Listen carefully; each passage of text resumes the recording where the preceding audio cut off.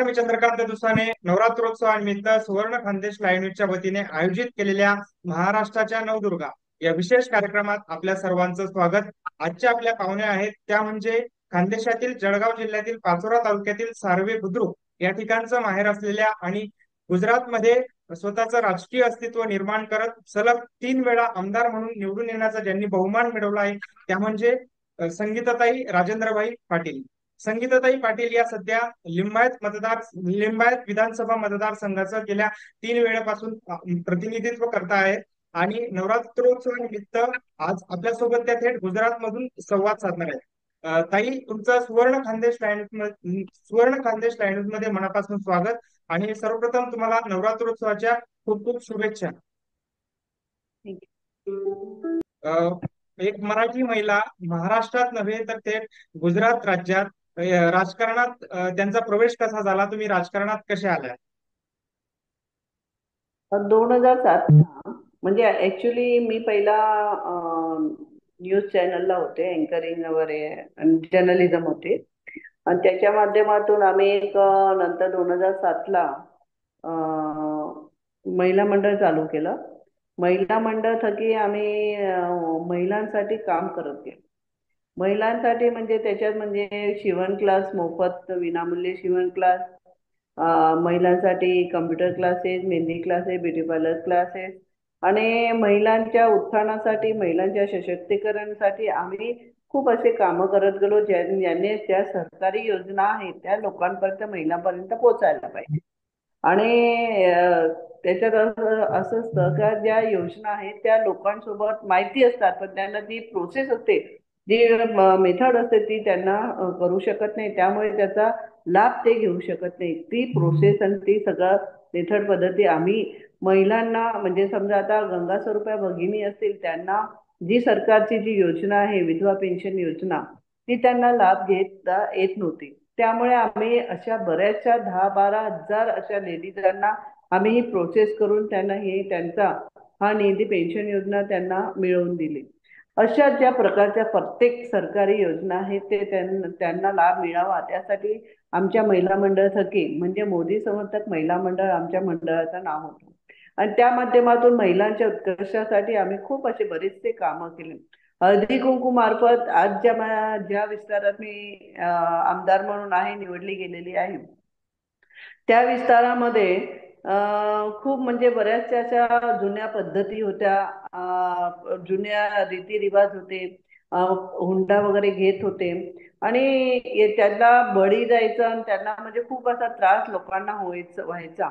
त्याच्या माध्यमातून या महिला मंडळाच्या माध्यमातून लोकांना सुलभपणे, त्यांना सुरळपणे त्यांना हे सगळ्या भेटायला पाहिजे. आणि आम्ही लोकांना हळदी कुंकामार्फत समजवत गेलो. महिला खास करून म्हणजे आमचा जो हळदी कुंकू होता तो हळदी कुंकू लगभग 3-4 हजार महिलांचा एकाच ठिकाणी एकाच कार्यक्रमामध्ये महिला असायच्या. अशात आम्ही अलग अलग विस्तारामध्ये 50,000 जशा महिलांचा हा आम्ही हळदी कुंकू करत होतो. त्यामार्फत आम्ही महिला होतो की आपण बेटी बचाव बेटी पढाओ आणि त्याच्यासोबत आपल्या मुलींचा गर्भपात काढू नये त्यासाठी मार्ग करत होतो. आणि त्याच्यासोबत आम्ही हुंडा बळी जात होते त्याच्यावर पण खूप बरेचसे कामं केले. आता तर लोक एवढे म्हणजे आम्ही हे काम केल्यानंतर आम्हाला फोन यायचे, मॅडम आम्ही हुंडा घेतलेला नाही, तुम्हाला आवर्जून लग्नाला यायचं आहे. तर त्या माध्यमातून आम्ही त्यांच्या लग्नात असे हे खूपच चालले. आणि त्याच्यामुळे आज आपला विस्तार खूप छान झाला आहे. लोक आता हुंडा घेत पण नाही आणि स्वतःहून लग्न पण करतात आहे. तर अशी ही पद्धती खूप छान अशी आम्ही आमच्या मंडळाच्या मार्फतातून सेवाकीय कार्य आणि समाज सुधारण्याचा प्रयत्न आम्ही करत होतो. अशा माध्यमातून आम्ही 2007ला हे मंडळ चालू केलं. तसं तसं 2012 पर्यंत आम्ही हे म्हणजे चालूच आहे आमचं, अजून पण आमचं मंडळ चालतंय. 2012ला विधानसभेची आमदाराची तिकीट भेटली. त्या माध्यमातून अजून आपल्याला कामं करण्याचा खूप लाभ भेटला. लोकांच्या समस्यांना निराकरण आणण्याचा आपण प्रयत्न केला. विस्तारामध्ये ज्याप्रमाणे विस्तार होता, पहिला खूप विस्तार कठीण अवस्थेत होता. आज खूप छान असा विस्तार झालेला आहे. आणि विस्तारासाठी आम्ही खूपच बरेचसे कामं आमच्या विस्तारात केलेले आहेत. सरकारी कॉलेज आणले, सरकारी शाळा वगैरे आणि लायब्ररी वगैरे खूप, म्हणजे जे नव्हतं ते आणण्याचा प्रयत्न सगळा आम्ही केलाय आणि दाखवलंय, चालू झालेलं आहे. अशा प्रकारे आपण काम सतत करत आलेलो आहे. आणि माताजीची शक्ती असेल आणि ज्याप्रमाणे महिलांमध्ये दोन घरं सांभाळण्याची शक्ती असते, त्याचप्रमाणे महिला कितीही संकट आलं त्याला सामोरं जाऊ शकतात, अशा महिलांमध्ये शक्ती असते आणि एक प्रकारे दुर्गाच असते. आणि म्हणून आज आनंद आहे की आपल्या विस्ताराला पण सांभाळत गेलो, महिला मंडळामध्ये पण आपण काम करतोय. अशा प्रकारे आमचा हा प्रकार राजकीय प्रवास चालू आहे, अविरतपणे चालू आहे.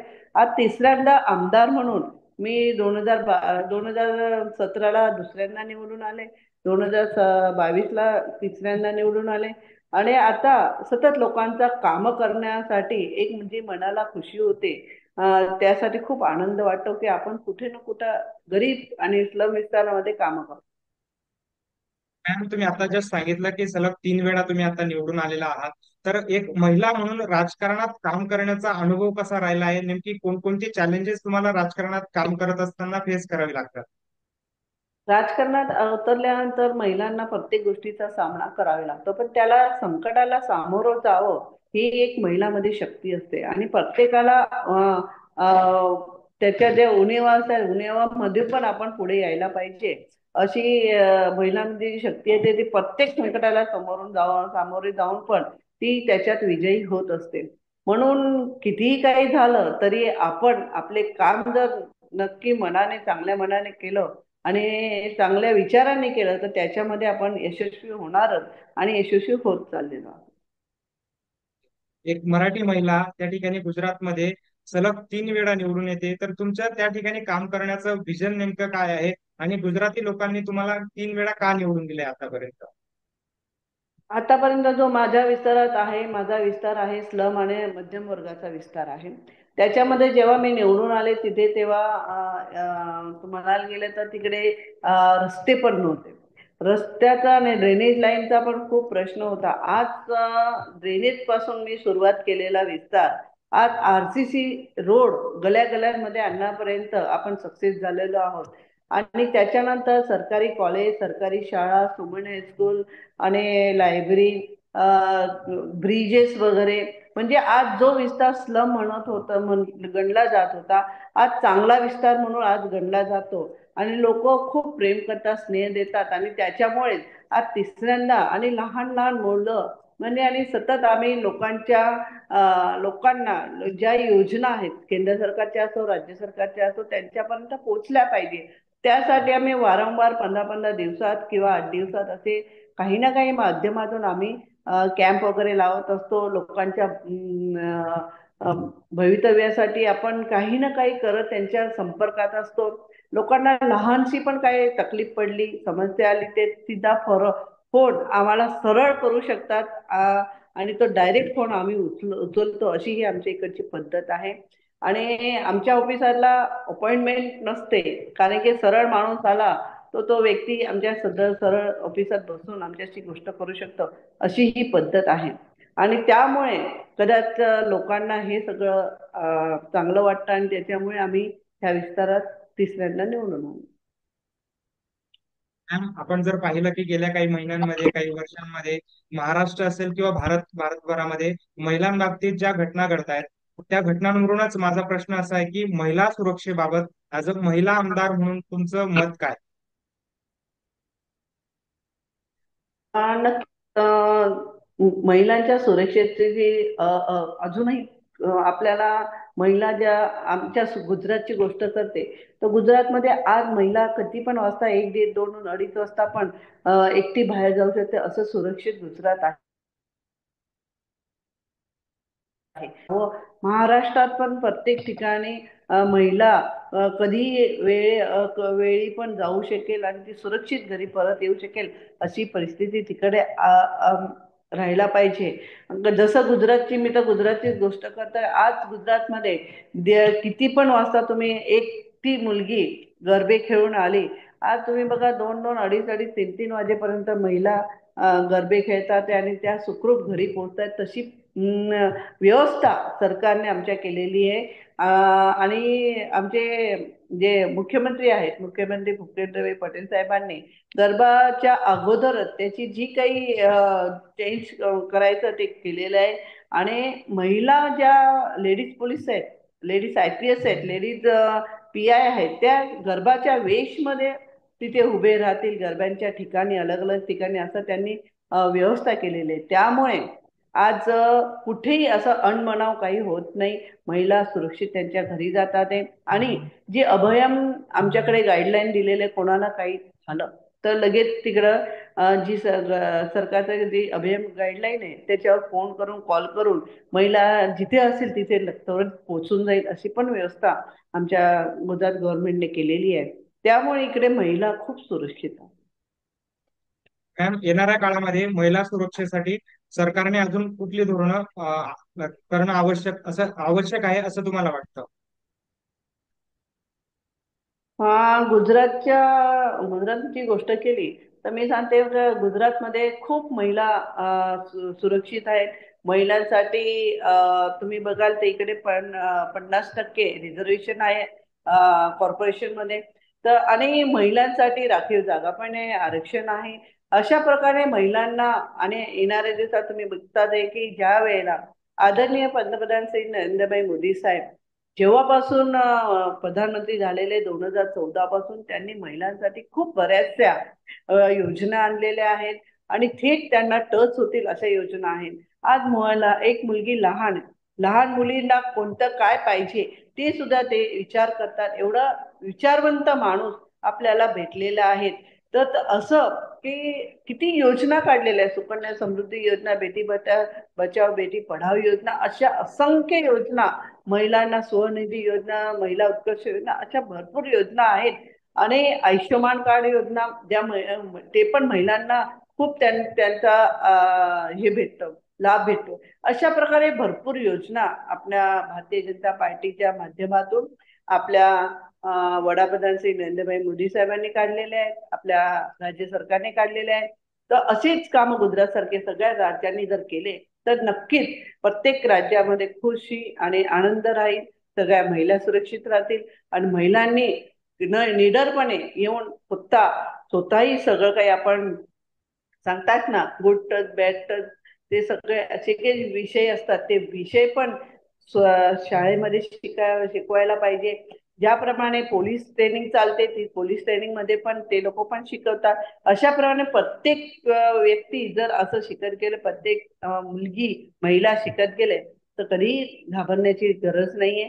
असं सगळं आपल्या गुजरात सरकारमध्ये आहे आणि तिथे पण असेल असं मला वाटतंय. आणि अशाच प्रकारे महिला सुरक्षित राहायला पाहिजे. आणि आता ज्या गरबा नवरात्री चालू आहे, नवरात्रीमध्ये मुली, महिला 2-2, अडीच-अडीच, 3-3 वाजेपर्यंत घरी म्हणजे येताना उशीर होतो. तर अशा प्रकारे त्यांनी स्वतःला सुरक्षित ठेवून, स्वतःला कोणी काही करू शकतं तरच त्यांना जाब विचारू शकतो. अशा आपण निडरपणे आपण स्वतःचं रक्षण कसं करू शकतात असं त्यांनी समजायला पाहिजे, करायला पाहिजे. अशा प्रकारे महिला एक जेव्हा घरातलं 2 परिवारांना सांभाळू शकते, तर इतकी सशक्त महिला आहे. आज आपल्या एक सर्वोच्च पदावर जेव्हा आपल्या आदिवासी महिला, एक राष्ट्रपती द्रौपदी मुर्मूजी आहेत, त्या तिथे पोचल्या आहेत. तर अशा ठिकाणी पोचलेल्या आहेत जे कोणी पोचू शकत नाही, अशा पदावर सर्वोच्च ठिकाणी त्या पोचलेल्या आहेत. त्या महिलांमध्ये खूप शक्ती आहे.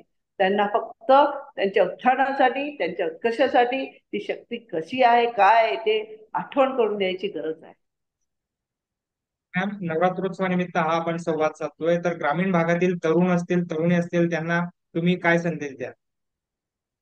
ग्रामीण भागातील तरुण तरुणी मुलींनी आपल्या आपल्या ज्या विस्तारात असतील, जे गरबे असतील, तिथेच जायला पाहिजे. तिथेच जे पालकांनी पण आपल्या मुला मुलींना असे संस्कार द्या का ते असं वेडेवाकडे काही करू शकणार नाही.